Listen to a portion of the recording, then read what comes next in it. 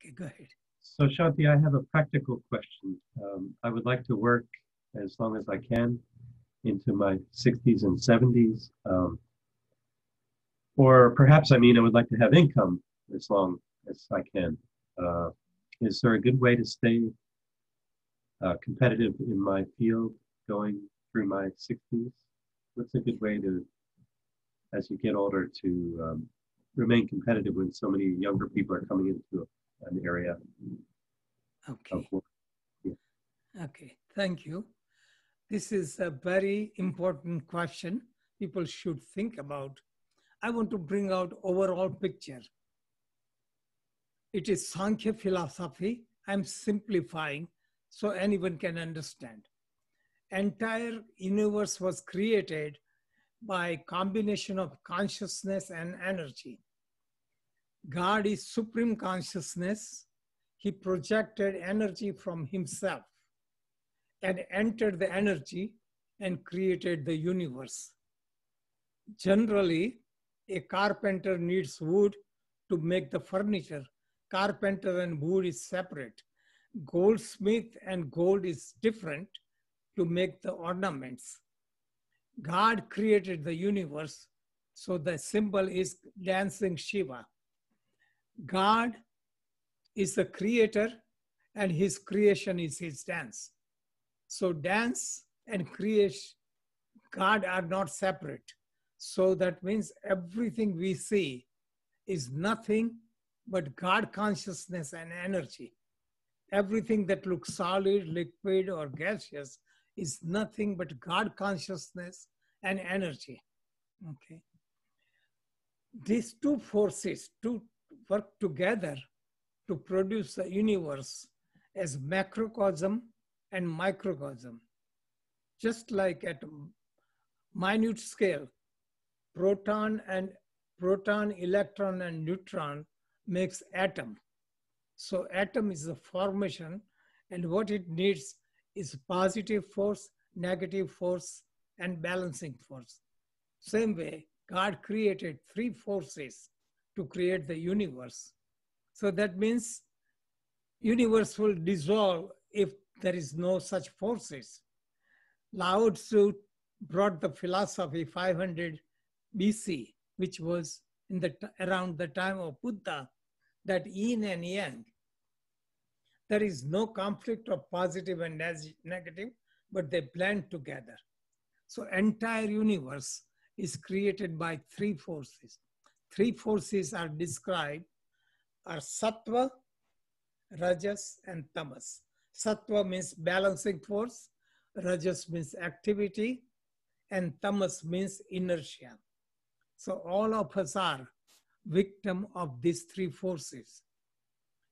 We are created in the image of God. We are separated with all the layers, our intellect, mind, emotions, senses, body, and attachment in the world. So our goal is to return back to find the self. That is the goal of everyone.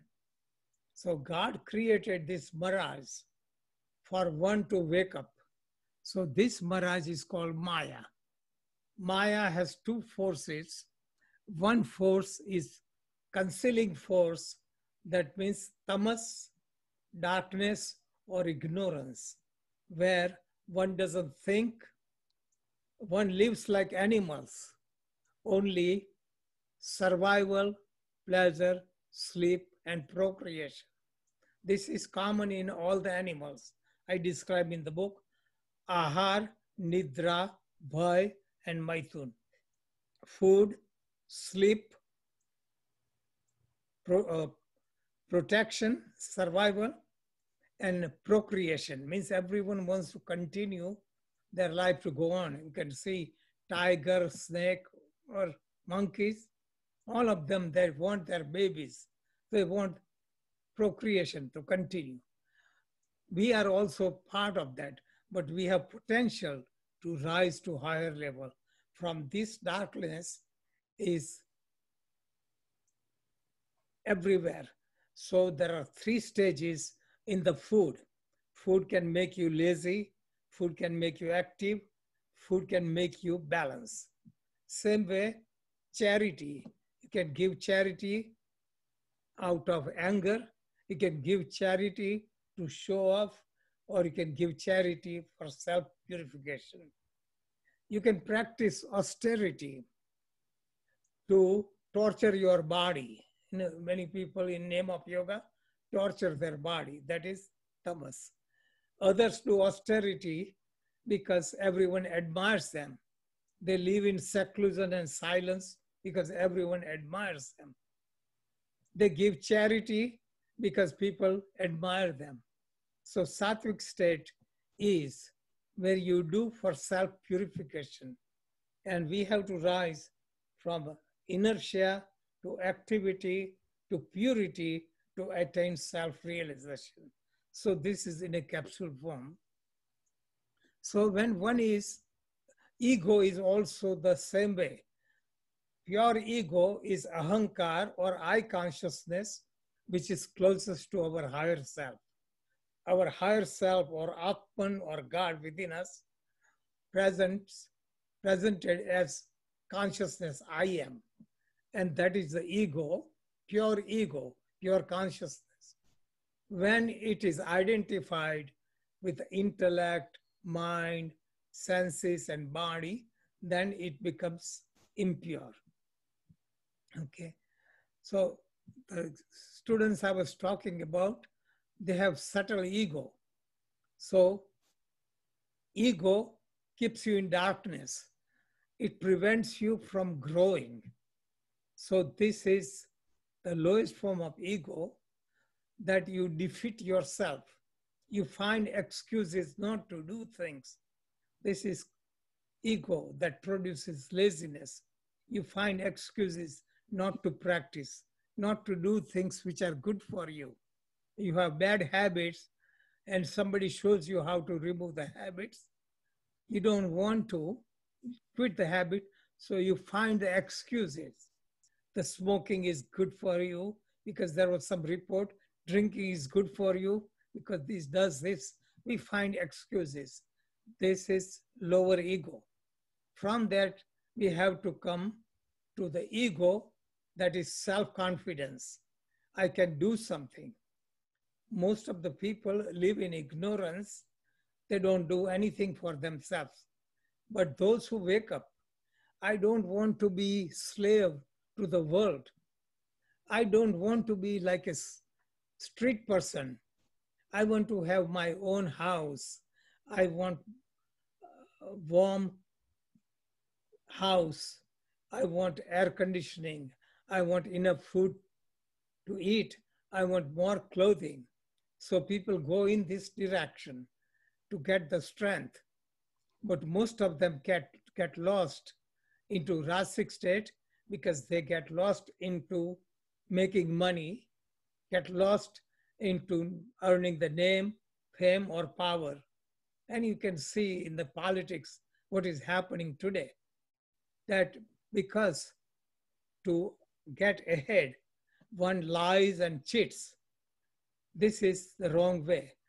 It is better than being asleep, waking up. But those wrong means, law of karma, you have to pay for it. You suffer for it. It is subtle. So when you go through the advancement and success, then you become content.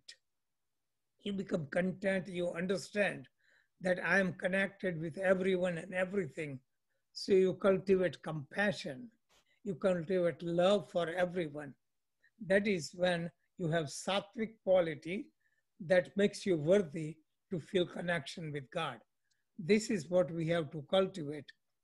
All the spiritual disciplines, yama and niyamas, or 10 commandments are devised so we purify ourselves, so we know how to contact God. Because when we are pure, we can experience God in everyday life. So this is the general step. So what one should do to come out from laziness to activity, then go from activity to contentment. This is the message I had. that I chose. Like you are thinking, I have income until I retire. My goal was to retire early so that you can spend your life for your goal. So I retired when I was 32. I gave up my job, everything. I did everything I wanted to do.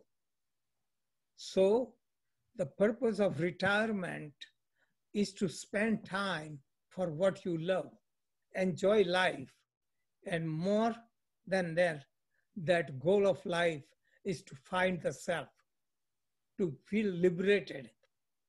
This is what I chose, and this is what I write in the books. One should learn to retire early. How can you retire early? Because I quit my job. I was trained as a chemist, and that is the career. I gave up the career, chose to teach and make a living. When I retired at the age of 32, I had no income, and I got audit from income tax because I had no income. I still had surplus at that time. I had our son that time, a daughter was born later on. With both children, I always had surplus, whether I had income or not. So when you have surplus of money, surplus of time, surplus of energy, surplus of wisdom, you can be happy. So my point is to be strong, because you become kind to others. That doesn't allow you to succeed. You should succeed. So I write in one of the books that Christ says somebody slaps you on one cheek, hold the other cheek. I said, no, I don't agree with that, because what he's talking about is people at the sattvic state. Most people are rajasic state and tamasic state. If somebody slaps you on on the face, hit them back. You have to be strong to survive. When you become strong enough that you can forgive them, you cannot forgive if you are weak. You cannot give charity if you don't have enough income. So the whole idea is we should be strong for survival. And for survival is our dharma. We don't have to be weak, so people take advantage of us. We don't go out and hurt others, but get ahead. So being strong to make income. And I never had any debt. Just like I had no income, we bought the house in Ocean City, the retreat, and it was paid off in 2 years. We bought Classborough Ashram in 77, paid off in 2 years. I bought property for my son for chiropractic office, paid off right away. I had surplus, because surplus gives you peace of mind. Right now I have surplus, so I don't have to ask people to join. I'm doing out of love. I can keep up with love because I don't need anything. If I was desperate, many yoga schools, many yoga teachers are desperate, so they invent ways to attract the students because they need money. So they find immoral means or try to do different things. And in doing that, they lose the peace of mind. The basic essence is be strong. There is nothing wrong with being strong. Ego means energy. Laziness or lethargy is the blockage of energy. Activity, success is a rajasic state, but it requires to be purified to rise above that. So coming to the middle stage of prosperity is like high school. When you graduate from high school, you enter the college. Spiritual life is entering the college. That means you are saturated with worldly life. You have no attachments. You don't have any mine and others. you are free to serve. You are ready for spiritual part. This is called sattvic stage. So I recommend people to retire early, create the situation so you have surplus of health, surplus of money, surplus of time, and surplus of wisdom. This is I have in the books. I think wake up book. If you have surplus of wisdom, you can be happy at any time. I had nothing, I was happy.